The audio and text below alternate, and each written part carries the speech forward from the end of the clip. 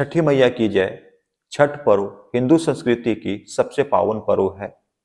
इस पर्व की शुरुआत भगवान श्री कृष्ण की सलाह से द्रौपदी ने किया था। जब पांडव अपना सब कुछ जुए में हार जाते हैं, उनके पास कुछ नहीं बचता, तो भगवान श्री कृष्ण द्रौपदी को सलाह देते हैं, माँ छठी और सूर्य की पूजा करें, छठी व्रत का पालन करें, इसके बाद आपका कल्याण होगा। इस व्रत के करने के बाद द्रौपदी और पांडवों को उनका सब कुछ फिर से वापस मिल जाता है। तब से छठ की महत्ता बढ़ गई। ये एक मनोकामना पूर्ति व्रत है, जिससे मनोकामनाएं पूर्ण हो जाती है।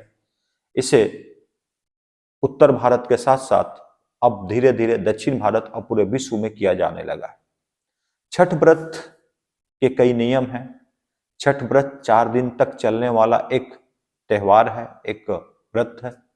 इस व्रत के दौरान बहुत सारे नियमों का पालन किया जाता है। इस व्रत की शुरुआत कार्तिक महीने के चतुर्थी से शुरू होती है, जो सप्तमी तक चलती है। चतुर्थी जो दिन होता है, उस दिन सबसे पहले नहाय खाए के रूप में जाना जाता है।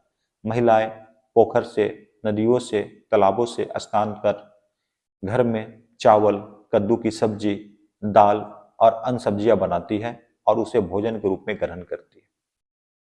अगले दिन जो पंचमी है कार्तिक महीने की, उस दिन महाखरना का प्रसाद बनता है शाम में, जिसमें चावल, गन्ना का रस या गुड़ का प्रयोग किया जाता है, जिसे महिलाएं एकांत में ईश्वर को अर्पित कर खुद भी ग्रहण करती हैं और अपने परिवारजनों को और मोहल्लों में लोगों को खिलाती है।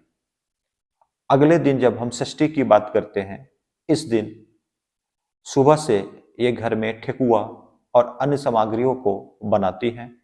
साथ ही फल, फूल, सब्जियां लाते हैं और एक दौरा सजाया जाता है।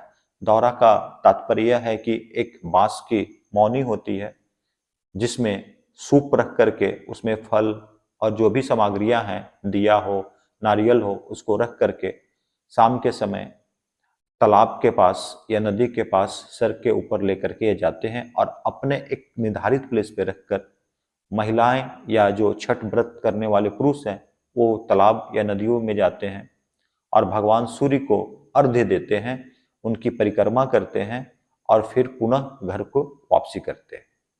फिर सप्तमी के दिन ये फिर से इस काम को दोबारा करते हैं। सुबह जाते हैं और सुबह उगते हुए सूर्य को अर्घ्य दिया जाता है।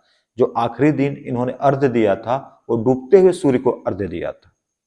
तो उगते हुए सूर्य से अपने मनोकामना की बात करते हैं, अर्घ्य दिया जाता है। इस प्रकार से इस व्रत को बड़े पावन तरीके से पूर्ण किया जाता है। जब तक यह व्रत चलता है, महिलाएं निर्जला रहती है। कोई भी वस्तु खाने की या कोई भी पीने की वस्तु ये प्रयोग में नहीं लाती। यानी जिस दिन खरना का प्रसाद ये खाती हैं, वो उस दिन उनका आखिरी प्रसाद होता है, जब तक उनका व्रत पूर्ण न हो जाए। व्रत पूर्ण करने के बाद ये शरबत से, दूध से या किसी अन्य प्रकार की जो सामग्री है, उससे अपने व्रत को पूर्ण करती हैं और भगवान से प्रार्थना करते हैं, छठी मैया से प्रार्थना करते हैं। छठी मैया और जो सूर्य हैं, देवता हैं, वो रिश्ते में भाई बहन हैं। इस छठ पूजा में माता छठी और भगवान सूर्य की पूजा होती है।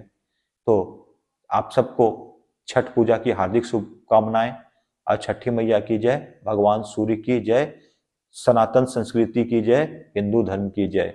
जय हो।